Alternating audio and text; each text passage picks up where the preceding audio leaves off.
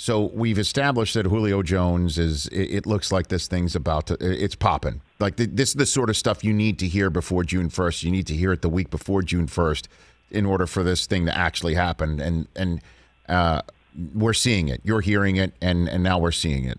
So a team that I think would be, a great landing spot for him and would help fix everything for everybody involved. If Atlanta's looking for cap relief, and they're also in this draft did not get the successor to Matt Ryan, who they still eventually will have to get. And then there's another team that does have a young quarterback whose presence irks the MVP quarterback that's on the roster, just not because of his personality, but because we heard that on Monday night that there's a certain culture that people don't get respected in. Why not the Packers? Is what I'm saying, with Aaron Rodgers and the Falcons and Jordan Love going there with a 2, and everybody gets what they want, and we move forward. What about that idea? Because the cap could be massaged by Green Bay to make it work. Yeah, I think we both know they can make the salary cap work for anybody. I'm unfortunately learning that the longer I'm doing this as a reporter, because that used to be my debate on everything. Well, they don't have the salary because they don't have the room. They don't have the room. And every GM is like, stop saying that. You sound very dumb on television. Learn what really goes down. That's all pretend, so to speak. But look, Green Bay's never been one to hop in on stuff like this. They've shown interest in other receivers in the past that I've heard over the during the off season and even during the season. But I think the problem with Green Bay right now is moving forward. I don't know if they know what is happening, what the reality of who is going to be under center. And we're seeing Aaron look happy and love, perhaps maybe oversharing. I think something we all do while we're in love on social media right now. And clearly sending a message, Rich, that you guys are all sweating this. You're all watching me on every interview. We know Matt LaFleur probably watched the Kenny Mayne interview once, if not twice, to make sure, just to see the tone, the feel, is there hope for them? And as I continue to just talk to people around the league, it's not improving. There isn't one thing Green Bay can do. Do I think they could put together a couple big moves to make him happy? Maybe. But I don't know if trading for Julio Jones fixes all of this.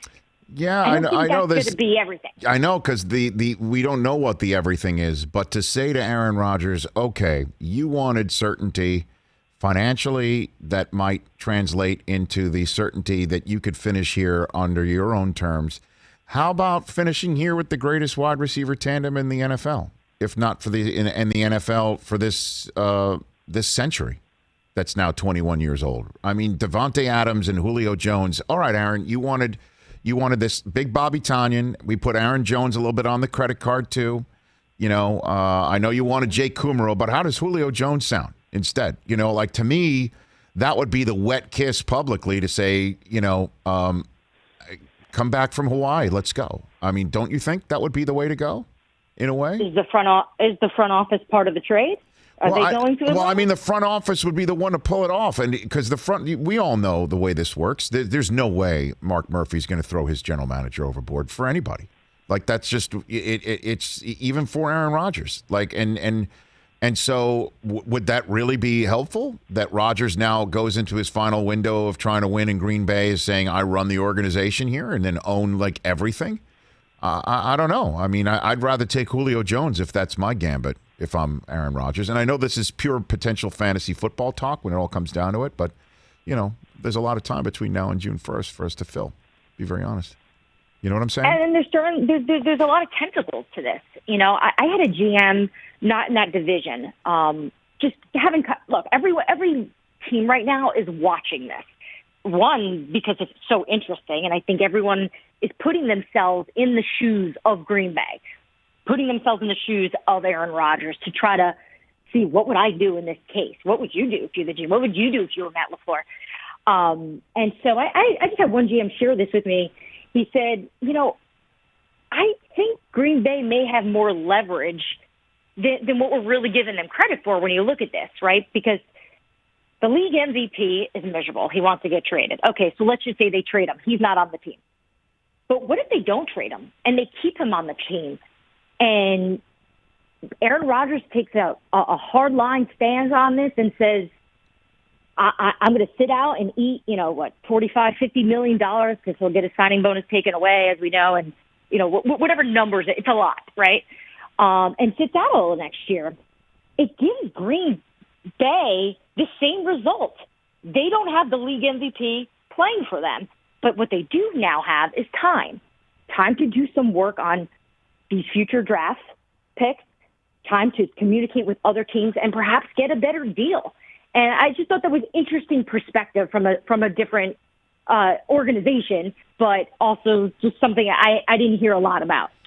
Yeah, I guess, again, put it all together. And, for me, getting Julio Jones on the team would be a way to fix it. And then the other way around, of course, the general managers around the league are keeping an eye on this too, because Green Bay would be a far worse team and less of a threat to win a Super Bowl this year without Aaron Rodgers.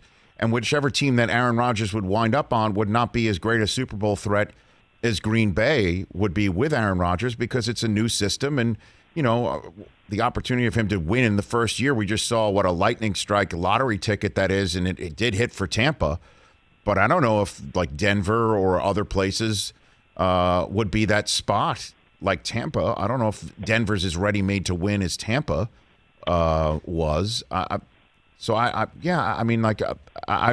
be rooting for Aaron to force a trade too. If I was a GM, yeah. Dianna, And maybe I'm being a little bit, a butterfly of optimism for you on this Thursday, but I do look at the Packers right now and what this coaching staff can do with the opportunity that they have with Jordan Love and Aaron not being there. And look, I know the receivers aren't showing up at practice right now, and that only hurts the team. But Jordan Love is getting all these first-team reps. He's getting, some of that experience, getting in and out of the huddle. He didn't do anything. He didn't have any of this last season. He obviously didn't even play in a game.